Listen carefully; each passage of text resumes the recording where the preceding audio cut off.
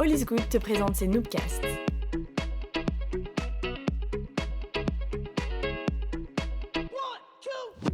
Salut, c'est Lily de All is Good. Tu t'apprêtes à écouter un Noobcast, l'enregistrement live d'une présentation d'une de nos Noob Nights. Les Noob Nights, c'est un concept de soirée sur Bruxelles où plusieurs personnes viennent nous partager leur vision de la vie. Notre objectif, c'est de donner la parole à des individus aux expériences diverses et variées dans un moment de bienveillance. En écoutant les Noobcasts, tu pourras découvrir une multitude de pensées, certaines auxquelles tu adhéreras et d'autres moins. Et c'est d'ailleurs le principe, la parole des intervenants et des intervenantes leur appartient et All is Good n'en est pas responsable.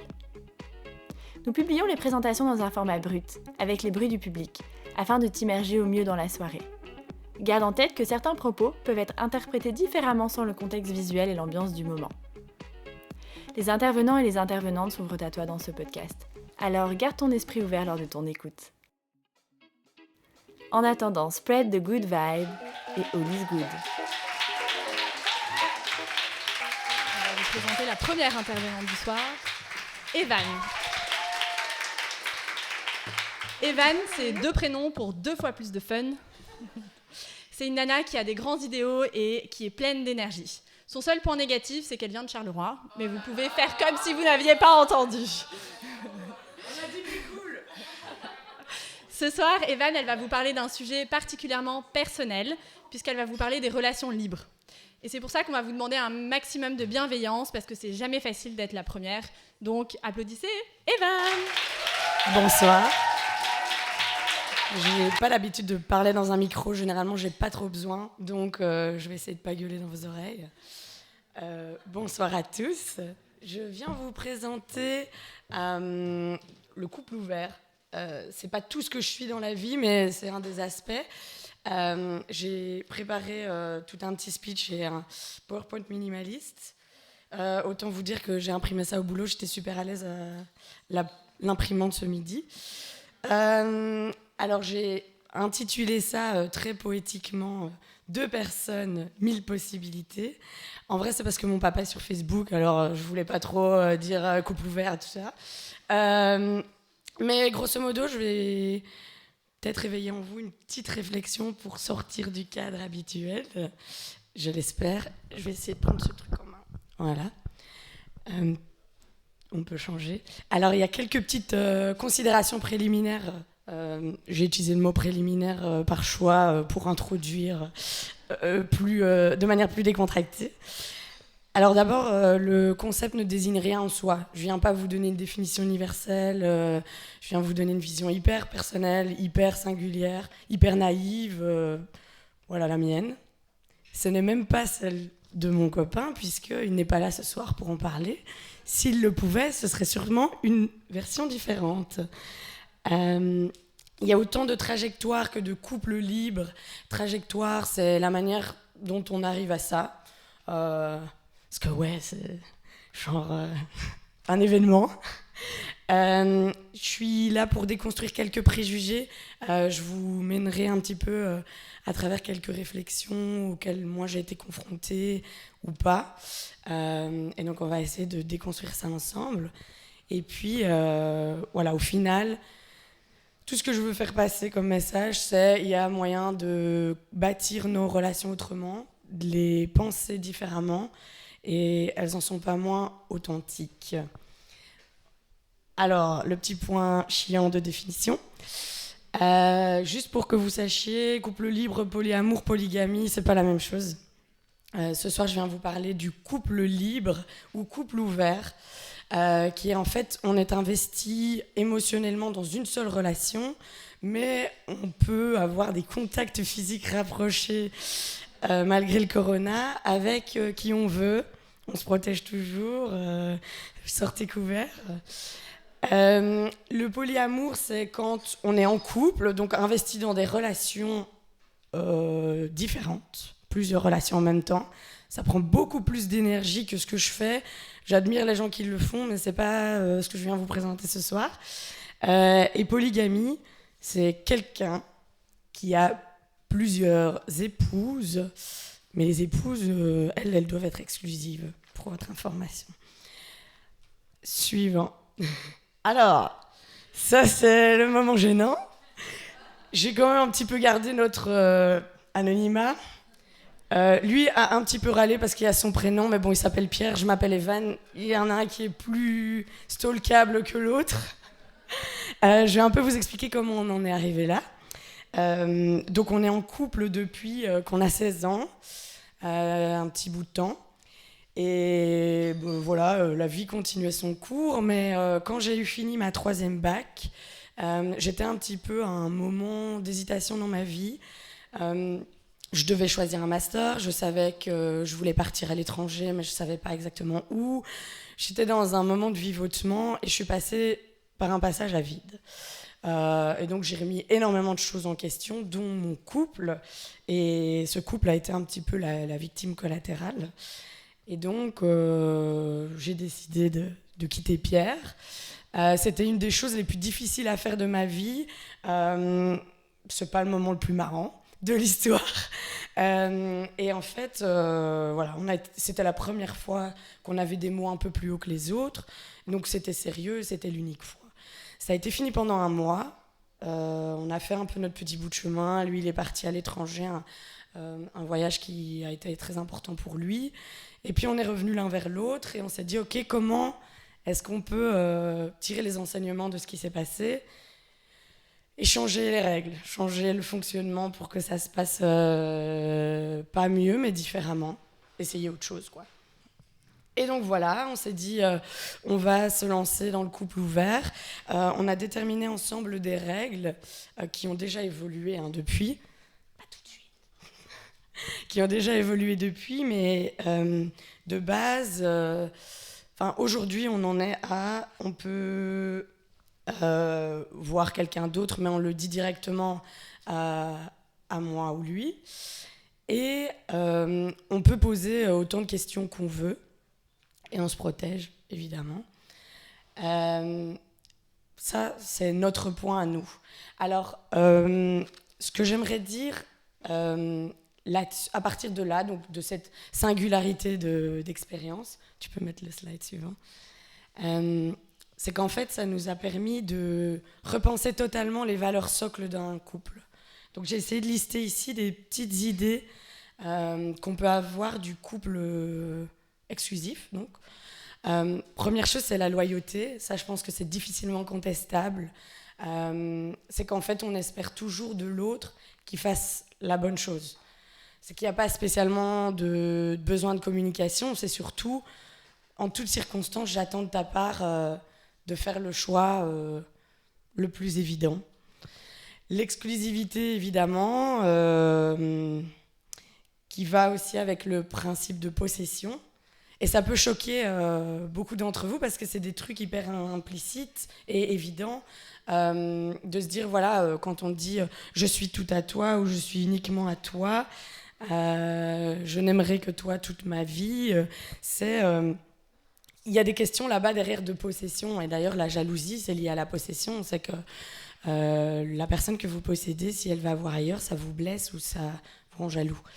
Il y a tout un côté qui est super rassurant, c'est la certitude. En fait, c'est beaucoup de choses qui sont implicites, mais qui sont évidentes. Et donc, on sait très bien où on va. On sait là où est la limite. Et enfin, la convergence. Couple exclusif rime généralement avec vision totalement alignée, ou en tout cas, jusqu'à ce qu'on atteigne les limites. Mais... a priori, il y a vraiment convergence des idéaux. Alors que la manière dont moi je considère le couple ouvert, c'est beaucoup plus basé sur la transparence, ce qui n'est pas toujours évident à gérer parce qu'en fait, la transparence, elle ne règle pas toutes les incertitudes. Si l'autre revient et vous dit, voilà, j'ai vu une telle et c'est la 3e fois, et que toi, tu avais l'impression qu'on n'avait dit qu'une fois, il faut repasser par toute une étape de redéfinir les limites. Donc ça va avec une certaine liberté qui est différente. On peut succomber à des tentations, on peut succomber à des envies qui sont totalement non planifiées. Ça va du coup avec beaucoup de confiance. Il y a de l'ambiguïté, comme je vous disais. Il peut arriver que en fait, c'est des règles à redéfinir en permanence, quoi. Et donc, il y a des choses où parfois, il y a des... Toi, tu as des attentes, lui, il a des attentes. Et en fait, c'était pas tout à fait aligné. Mais c'est pas grave en soi. Faut juste en parler beaucoup. Et puis divergence. Je sais qu'il y a des choses qui cherchent dans le couple ouvert qui, moi, me parlent pas spécialement. Moi, je cherche d'autres choses. On n'a pas tout à fait la même vision, mais c'est OK aussi. Ensuite, la manière dont on réagit aux choses, aux événements, au fait qu'il soit allé voir quelqu'un. Eh bien, le processus que moi j'ai mis en place, il est complètement différent de ce qui était avant. C'est-à-dire que dans mon couple exclusif, s'il y avait une connerie, un mensonge ou une chose comme ça, c'est tout de suite le couple qui prend un grand coup dans la gueule, quoi. Tout de suite, c'est tous les mécanismes ensemble qu'on remet en question, etc. Et moi, me mettre en couple libre, ça m'a permis de travailler en 2 temps maintenant. Quand il y a quelque chose qui me fait de la peine, je vais d'abord réfléchir à moi-même. Pourquoi cette chose me fait de la peine ? Comment a été ma journée ? Est-ce que j'ai passé une journée de merde au boulot alors que lui, il est sorti toute la night et qu'en fait, ça me saoule ? Quel est mon mood ? Est-ce que de base, je me sentais bien dans cette journée ? Mes besoins dans ma vie, ces derniers temps, j'ai besoin d'un peu plus le voir qu'avant. On ne vit pas ensemble, hein. J'ai besoin d'un peu plus le voir qu'avant, et du coup, le fait que ça arrive maintenant, c'est un peu chiant.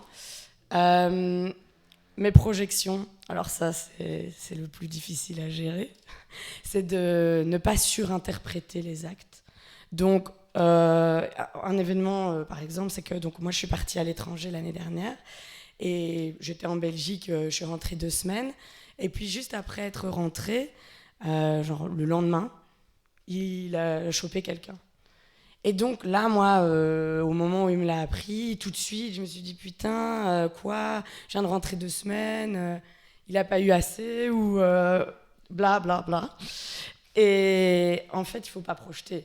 On pose la question, quoi. Est-ce qu'il y avait ci, il y avait ça ? Et il va répondre franchement. Et ça se règle assez vite, ces incertitudes-là. Et alors, les détails dont j'ai besoin, c'est... dans ce qui s'est passé, il va généralement m'appeler ou m'envoyer un SMS pour me décrire la scène vite fait. Voilà, j'étais là, j'ai vu X, c'était bien. Et si j'ai besoin de détails, je vais poser les questions. Et ça, il faut être à l'écoute de soi aussi, savoir pourquoi on veut les détails, qu'est-ce qu'on veut apprendre ou qu'est-ce qu'on veut pas apprendre. Il faut apprendre à lâcher prise. Ça, c'est un peu l'exercice. Donc ça, c'est le premier temps. C'est toujours revenir à moi, de me dire, OK, est-ce que je me sens assez bien et assez forte aujourd'hui pour entendre ce qu'il a à me dire ? Et ensuite, dans un deuxième temps, on va voir les mécanismes ensemble. Qu'est-ce que ça dit de où on en est, ou par rapport où notre situation est aujourd'hui, est-ce que ça me convient ?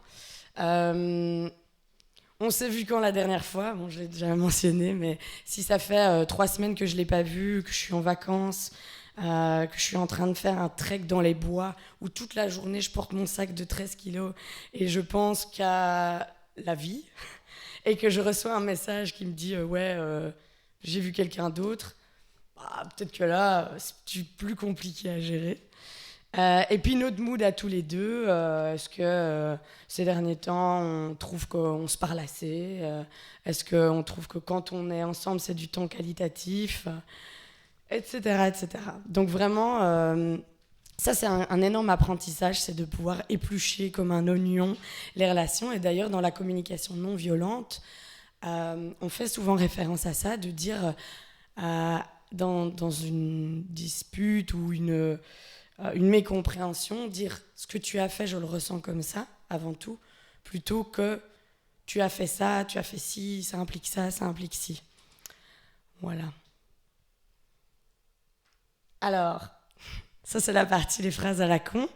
C'est un mot un petit peu violent pour juste dire...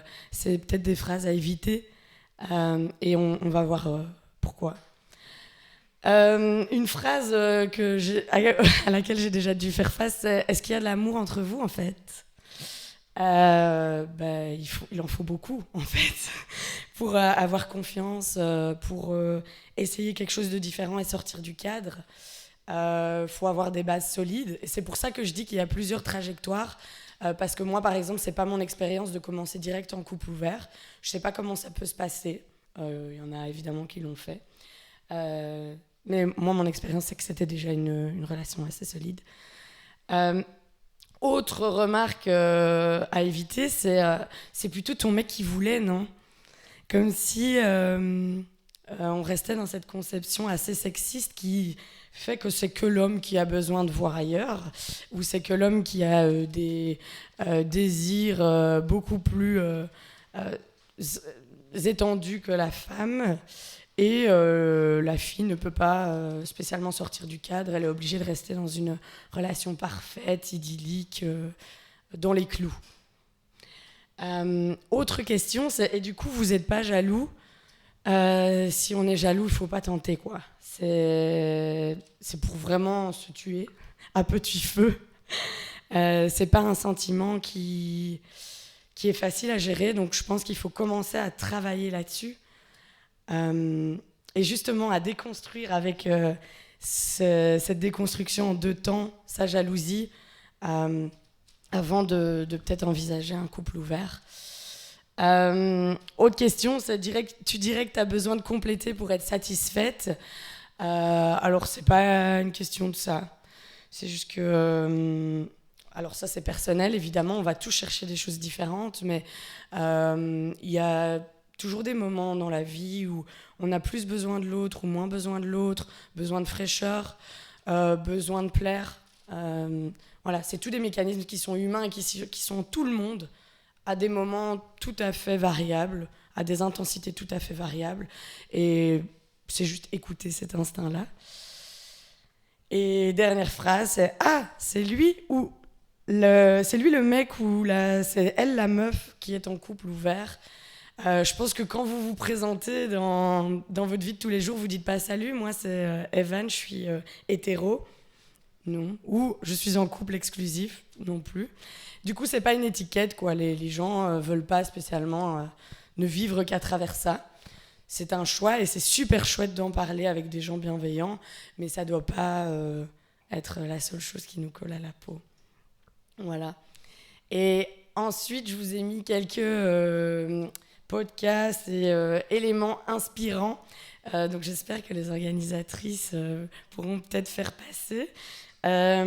C'est pour creuser l'histoire, parce qu'en fait j'ai eu beaucoup de mes amis qui m'ont dit personnellement ah ouais, moi j'y ai déjà pensé, ou c'est vrai que c'est intéressant, c'est peut-être pas pour moi, mais en tout cas je trouve l'approche intéressante. Voilà, c'est un pavé dans la mare. Je vous laisse méditer là-dessus avec les autres intervenants, et merci les filles pour l'invitation.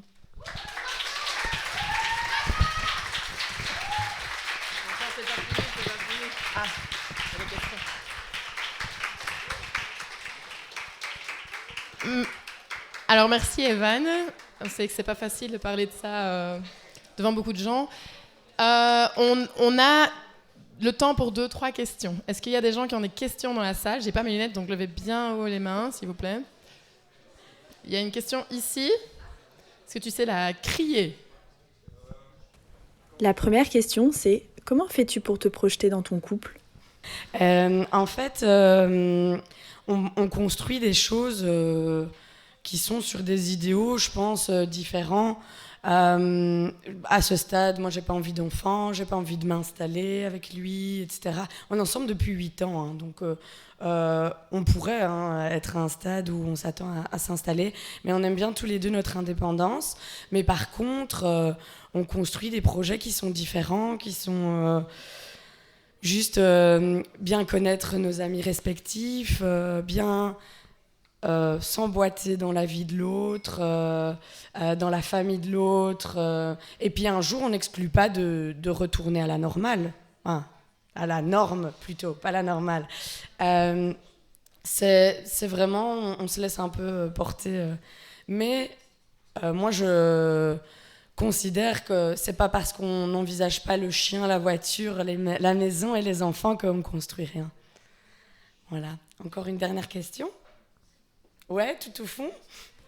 La deuxième question, c'est est-ce que les relations que tu as avec une personne en dehors de ton couple sont des relations ponctuelles ou est-ce que c'est des relations qui durent dans le temps, sur plusieurs mois, sur plusieurs années ? Alors, on n'a pas encore eu l'occasion, ça fait 2 ans, mais il nous a fallu 9 mois pour vraiment enclencher les véritables choses. Mais ça pourrait être envisageable, si ce n'est jamais une relation affective, je le répète, c'est nous deux, les autres, et donc ça peut devenir des amis avec bénéfice. Donc mon copain par exemple, il a déjà eu quelqu'un qui est vraiment une bonne amie à lui, avec qui c'est parti, voilà. Et je dis pas que c'est que de la sérénité, mais en tout cas c'est une possibilité. La troisième question c'est est-ce que parfois ça t'arrive d'avoir envie de rencontrer les personnes que ton copain a vues ? Pas spécialement, mais par contre, j'essaye de comprendre qui elles sont à travers lui. Tu vois, on pose vraiment les questions de qui sont ces gens, quelles sont leurs valeurs, quelle est leur compréhension de la situation, quelles sont leurs attentes, quels sont leurs hobbies, leurs intérêts. Voilà. On peut aller très loin dans la discussion, on n'est pas, il n'y a vraiment pas de non-dit. Voilà. Merci à tous.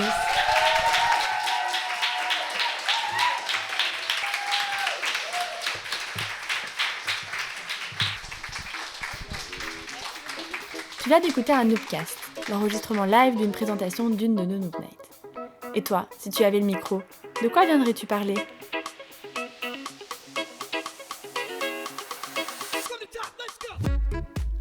Tu as aimé ce podcast ? Alors n'hésite pas à nous suivre sur Facebook et Instagram, All is Good in Brussels, pour ne rien rater de nos actualités. On vous envoie plein de good vibes et all is good.